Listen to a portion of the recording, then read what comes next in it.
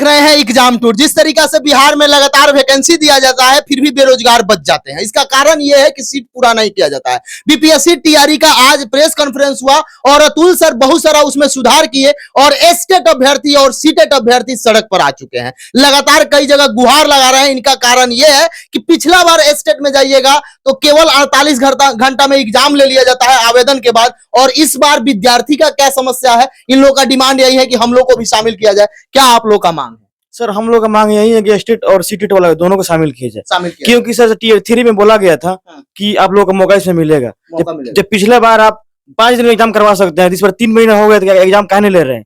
तो आपको जब पहले ही इसकी जारी करना था, नोटिफिकेशन जारी करना था, आप जनवरी में एग्जाम करवा लेते, फरवरी में एग्जाम करवा लेते। इसके लिए हम तैयार थे सर। हम लोग देख सकते हैं नवीन सर भी हैं, इस पर पूरा तरीका से अच्छा से जानकारी देंगे। जिस तरीका से आज बताया गया कि कम समय में, यानी कि फरवरी में आपका आवेदन करा लिया जाएगा और मार्च में एग्जाम ले लिया जाएगा। मात्र 1 से 1.5 माह भी अब नहीं है, अब 28 दिन समय बचा हुआ है। सर इस बार अपेयरिंग को मौका नहीं दिया जा रहा है। फर्स्ट टीआरई में दिया गया था, स्टेट वाले आवेदन कर दिए हैं, वो भी बिहार सरकार से ही आवेदन हुआ है। स्टेट में क्या दिक्कत है? उस लोग पिछला बार 48 घंटे में ले लिए, इस बार तब 1-2 दिन में लेकर इन लोगों को रिजल्ट दे दे ताकि ये भी अभ्यर्थी हो जाए। इस बार अभ्यर्थी को क्या दिक्कत है? नहीं, ये तो शिक्षा विभाग को बताना है कि उनको क्या दिक्कत है। जब आप पिछली बार 72 घंटे के बाद एग्जाम ले सकते हैं स्टेट का, अभी तो दिसंबर में ही फॉर्म भराया जा चुका है और जनवरी क्रॉस कर गया है, फरवरी आ गया है, तो क्या परेशानी है आपका स्टेट एग्जाम लेने में? क्योंकि कोई नहीं कह सकता था 3.5 लाख अभ्यर्थी लगभग स्टेट में फॉर्म डाले हुए हैं, तो कहीं ना कहीं 3.5 लाख अभ्यर्थी के साथ एकदम अन्याय है कि इस बार उनको मौका नहीं मिलेगा। इतनी बड़ी चूक सरकार के द्वारा हमको लगता है कि एकदम बर्दाश्त के योग्य ये चीज नहीं है। दूसरा आप देख लीजिए, आप 10 तारीख से लेकर 23 तारीख तक फॉर्म भरने का डेट निर्धारित कर रहे हैं और 28 को सीटेट का रिजल्ट निकलने वाला है। उन लोगों के साथ भी अन्याय। क्या 5 दिन के लिए आप उस सीटेट के बच्चों को वंचित कर दीजिएगा? कहिएगा कि अगस्त में सबको मौका मिलेगा? ये कहां तक न्यायोचित है? एकदम समझिए कि माहौल ऐसा बन गया है। ये देखिए, ये तमाम अभ्यर्थी और बाहर में सैकड़ों अभ्यर्थी खड़े हैं, कितनी परेशानी में ये है, ये खुद इस बात को बताएंगे। 24 अगस्त को आपको एग्जाम लेना था, आपको ये नहीं समझ पा रहे हैं कि आप अपने हिसाब से, सरकार अपने हिसाब से सब कुछ तय कर रही है, लेकिन एक बार अभ्यर्थी के बारे में आपने सोचने का प्रयास नहीं किया कि 1 to 5 भी देना है अभ्यर्थी को, 6 to 8 भी, बहुत सारे मल्टीपल वाले अभ्यर्थी हैं, बहुत सारे बच्चों को 6 to 8 भी देना है, 9, 10 भी देना है, 11, 12 भी देना है, एस्टेट भी देना था। इतने बड़े सिलेबस को 1 महीना में कैसे मैनेज वो करेंगे और किस हिसाब से आप ये चीज कर रहे हैं? तो बड़ा सा प्रश्न है ये। सर हर बार सीट भी खाली रख दिया जा रहा है। इस बार साफ बता दिया गया कि पूरक रिजल्ट अब कभी नहीं आएगा, जो भी सीट बचेगा नेक्स्ट टीआरई में ऐड होते जाएगा। तो क्या जो सीटेट वाले अभ्यर्थी हैं, चाहे स्टेट वाले अभ्यर्थी हैं, इनको शामिल इसलिए नहीं किया जा रहा है कि सीट बच जाए और उसको टीआरई 4 में हम ऐड कर दें? ये भी एक कारण हो सकता है। सब शुरू से ही आंकड़ों का खेल हो रहा है। आप टीआरई 1 में देखिए कितने फ्रेशर कैंडिडेट गए, टीआरई 2 को देखिए थोड़ा सा उससे ज्यादा फ्रेशर कैंडिडेट रहे, वही फिर घुमा फिरा करके देखेंगे तो आधा सीट फिर भी बच जाना है टीआरई 2 में, वो टीआरई 3 में जा रहा है।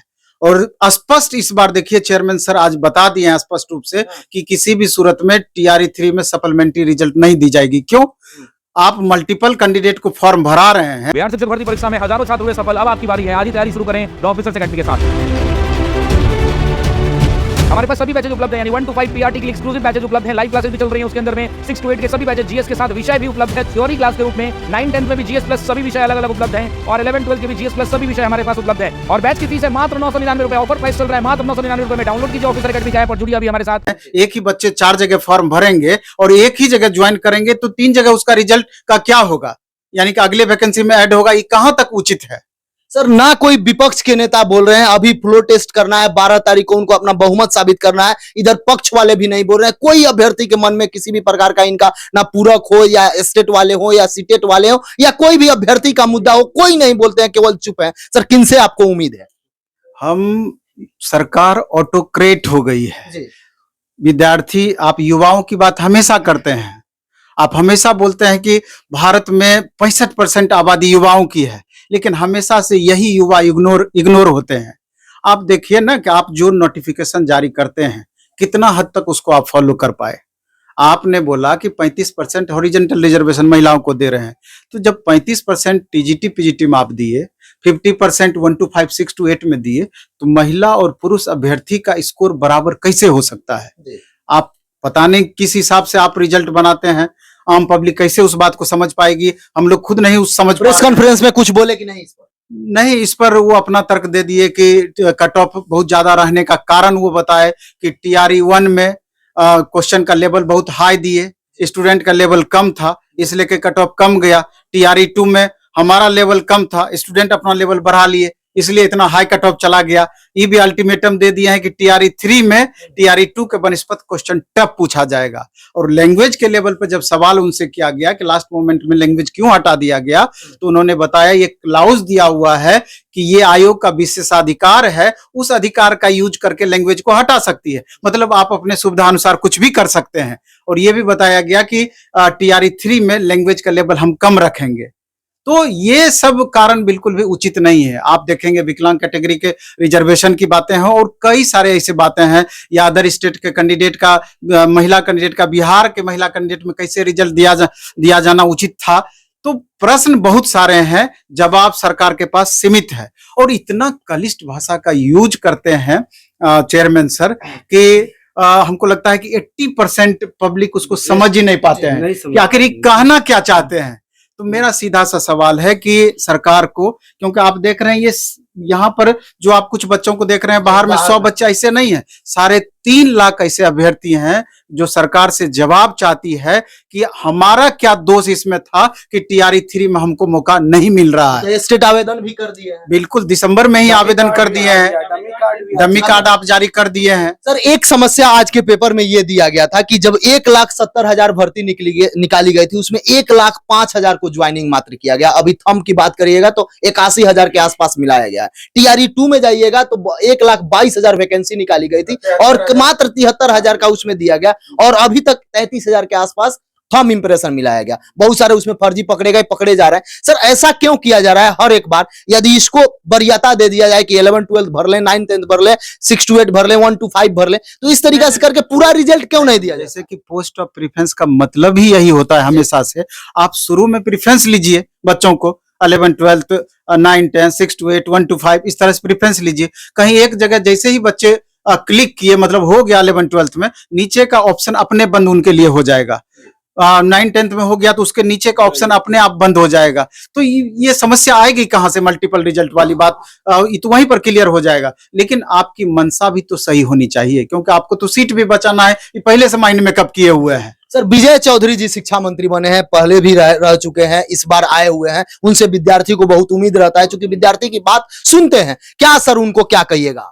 नहीं, जितने भी अभी डबल इंजन की सरकार बनी है, तो निश्चित रूप से जितने भी अभ्यर्थी देख रहे हैं, हम लोगों को भी पूरी इस सरकार से उम्मीद है, चाहे वो सम्राट चौधरी जी हो, या फिर विजय कुमार सिन्हा जी हो, या विजय कुमार चौधरी जी हो, या माननीय मुख्यमंत्री जी हो। तो उनको इन बातों को समझना ही होगा, क्योंकि ये बच्चे चुप नहीं बैठने वाले हैं। ये डिजिटल प्रोटेस्ट की बातें लगातार कर रहे हैं कि हम लोग ट्विटर कैंपेन करेंगे, सरकार तक अपनी बात को बिल्कुल अहिंसात्मक तरीके से पहुंचाने का प्रयास करेंगे। और ये लोकतांत्रिक देश है, अपनी बातों को इनको रखने का अधिकार है। सर लास्ट प्रश्न ये है, ये आप बोल रहे हैं बच्चे मानेंगे नहीं, जाएंगे, मिलते हैं। एक दिन पहले ये लोग पूरक के लिए जाते थे और तुरंत शिक्षा विभाग के द्वारा एक नोटिस दिया जाता है कि अगर यदि आप बार बार मांगेंगे तो आपको चिन्हित करके अगला वैकेंसी में नहीं शामिल करेंगे। इन अभ्यर्थी के साथ भी वैसा ही किया जाता है। ये लोग क्या करें, हर बार कोई ना कोई नोटिस दे दिया जाता है। यदि शिक्षा विभाग कोई गलती करे, या बीपीएससी गलती करे, या सरकार गलती करे, तो उसके लिए कोई नहीं एक अपना विशेषाधिकार हो जाता है। बच्चे थोड़ा सा गलती कर देते हैं, इनके साथ हर बार समस्या हो। नहीं, बच्चों की मांग बिल्कुल वाजिब है, और सिर्फ हमारा ये कहना है कि सरकार थोड़ा नम्रतापूर्ण तरीके से इन बच्चों के बारे में सोचे और इनकी बातों को सुनेंगे तो उनको सब बातें समझ में आएगी। लेकिन इनकी बात सुनी ही नहीं जा रही है, दिक्कत ये वाली इन बातों में है। इसलिए करके अगर बच्चे के प्रतिनिधि को ही अगर बुलाना है तो आप इस तरह का अपील कीजिए, और कोई भी उस तरह का निर्णय लेने से पहले, जिससे कि आम अभ्यर्थी परेशान हो रहे हैं, एक बार इनका भी राय जरूर जानना चाहिए कि आखिर बच्चे क्या चाहते हैं, किस रूप में वो प्रभावित हो रहे हैं। अभी आप देखिए 5 दिन के बाद जो इन्होंने 23 फरवरी को डेट क्लोज करेगी फॉर्म भरने का, उसके 5 दिन के बाद सीटेट का रिजल्ट आ जाना है। तो आखिर इन अभ्यर्थी की क्या गलती है? एक सप्ताह अगर आप डेट बढ़ा ही देते, कितने बच्चों का भला हो सकता था। पिछला बार जो TRE-1 आया था उसमें कहा गया था ज्वाइनिंग के समय आपके पास सब कागजात होना चाहिए, और इस बार है कि आवेदन के समय ही सब कागजात नहीं, बहुत सारी बातें हैं, अगर उस पर हम चर्चा करेंगे वीडियो आपका बहुत लंबा हो जाना है, क्योंकि नोटिफिकेशन जिस तरह वेरिफिकेशन का तो ये रूल होना चाहिए कि पहली बार ही वेरीफाई जिस समय आप करते हैं उसी समय एक एक बिंदु पर आपको जांच करनी चाहिए, थंब इंप्रेशन जांच करनी चाहिए, डॉक्यूमेंट्स वेरिफिकेशन जांच करनी चाहिए, कॉम्बिनेशन की जांच करनी चाहिए, वगैरह वगैरह जो भी आप नियम बाद में फॉलो करवाते हैं कि पहले आपने डॉक्यूमेंट जो अपलोड किया है उसको डाउनलोड करके फिर उसको प्रूफ करके आप जमा कीजिए, बस उतना ही वेरिफिकेशन, अब बाद में हम थंब इंप्रेशन मिलाएंगे। ये कहाँ का नियम है आप ही बताइए। बाद में जो बच्चे पकड़ाते हैं उसमें वो जो सीट वैकेंट होती है उन सीट का क्या है? आखिर इसी एग्जाम के अभ्यर्थी को इसका लाभ मिलना चाहिए था कि नहीं? आखिर आपके नीति का शिकार ये बच्चे हो रहे हैं कि नहीं?